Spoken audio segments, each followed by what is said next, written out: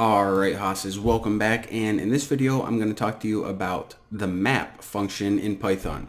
So the map function is basically a way that you can take a list, whatever it is, a list of foods, of names, of numbers, and you can run each item in that list through a function really easily. So let's go ahead and make a simple list.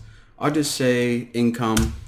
So this list is how much money I make, and I'll say the first week of work I made $10, the second week I made 30 bucks, and the last week I made 75 bucks.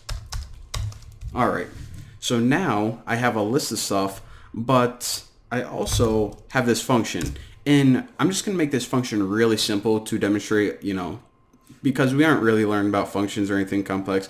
I just want to demonstrate the map function. So all this function is going to do is it's going to take each of these items and multiply them by 2. So double your money. So we're going to pass in dollars, which is each item in the list, and we're just going to return. Okay.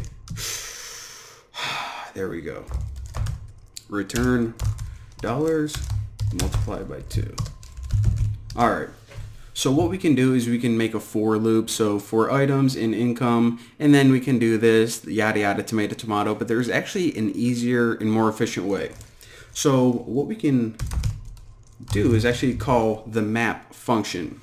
Now the map function takes 2 parameters. The first one is what function are you going to run all of your items through?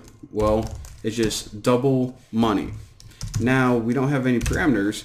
And the second function is, all right, what is the list that you want to iterate through? Well, we only have one list, which is this, so do that. So what this is going to do is it's going to go through this list, and for each item, 10, 30, 75, it's going to run it through this function. Now, if we just run this right now, it's not going to show anything because we don't have any output. So let me just go ahead and I'll just write like new income equals list map. All right, looking good. So I basically am going to run through this, multiply each of these values by 2, so we end up with 20, 60, and 150, and then I'm just going to take all of those values and convert them to a list so we can print it out. So print new income, and there you go. So now you see 20, 60, and 150. Now again, you can also do this with a for loop. So just say for item in income, and then you can do it that way. But this is a much easier way in my opinion, and it's a lot more compact so it doesn't clutter up all your code.